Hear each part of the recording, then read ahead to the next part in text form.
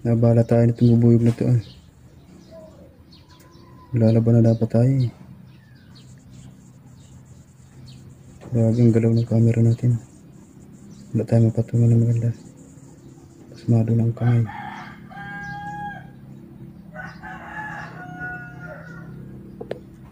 Galing. Galing yung master. Tinan nyo. Saglit lang yan. Wala pang ano yan. Tinan nyo. Saglit lang oh. Tinan natin kung anong meron sa loob.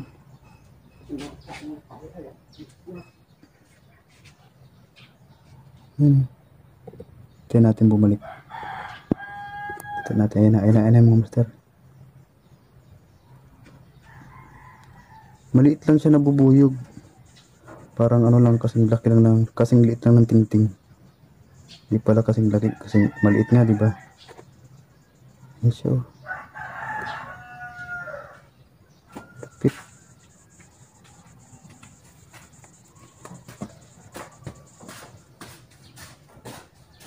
Matatlong balik pa, puno na yan. Stig.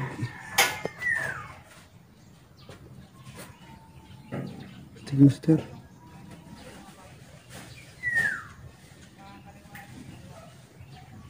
Yan mga master, akala nyo ba tao lang marunong gumawa ng bahay?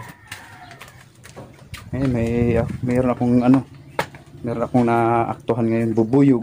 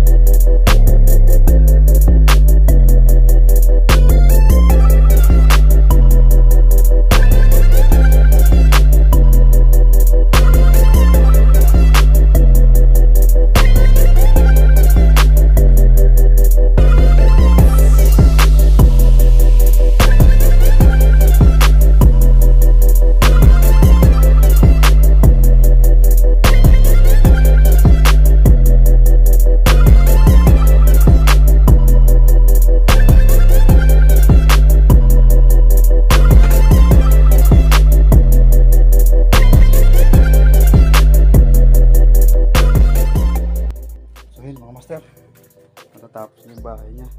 Ito yung una niyang ginawang bahay. Yan. Ito. Yan. Ito na yan. Matagal ko na siyang minaman-manan kung paano ko siya machichimpuan na gumagawa ng bahay. At-timing natin siya ngayon. Yan ang bahay niya.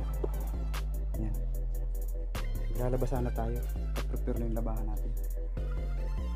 Kaso na-intriga tayo dito sa ginagawa itong ating bubuyog. Kaya yun, sinubaybayan natin kung paano siya nag-umpisa. Yan, tayo natin matapos. Yan siya, matatapos na.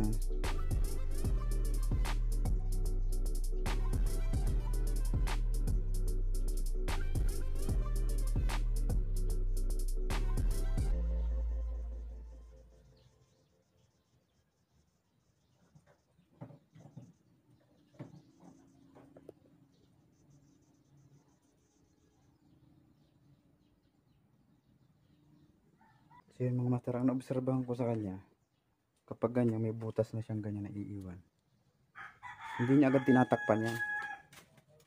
Tulad nito, yan, papansin niyo yan, iniiwan niya yan, may butas. Tapos kapag mangingitlog na siya, papasok sa ulit yan, iiwan siya ng itlog, lalagyan niya ng pagkain na rin, sa kanya tinatakpan. Mukha na siya ng mga uod, parang pinakapagkain na rin ng alaga niya, yung itlog niya. Yan siya.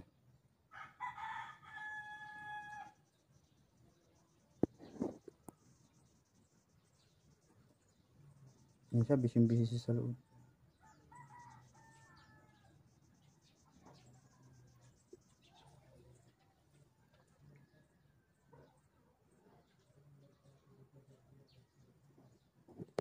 Grabe ang bait niya. Nadaan-daanan ka lang sa muka, sa harapan. Hindi siya nangingialam. Pero once nagalawin mo yan, kapag ay may ano na siya, may anak na, matapang yung mga yan. Tirahin ka na lang yan bigla kahit saan, kung saan kanyan abutan.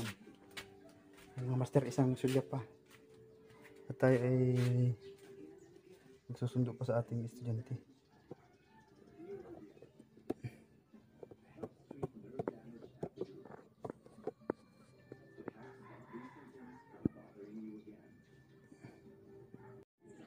Yan mga master, hindi na bumalik yung ano natin, bubuyog. Hintayin natin siguro mga 5 minutes na, wala pa. Ay inuurasan ko yung pagbabalik niya. Mga 30 seconds hanggang 50 seconds na, bumabalik na siya. Hanggang ngayon wala pa rin. Yan, pakita ko na lang master, ito na lang yung ano lang, itsura ng bahay niya. So ayan na master, ayan na yung finished product ng kanyang bahay. Ayan. Yan, yun ang itsura niya. Yun na yun. Ngayon, babalikan nyo lang niya yan kapag siya ay mangingitlog na. Nakapaka-amis, diba? So yun mga master. Bagong kaalaman na naman po ating natuklasan. Sana ay nag-enjoy kayo na mapanood kung paano nga ba gumawa ng bahay. Bubuyog natin.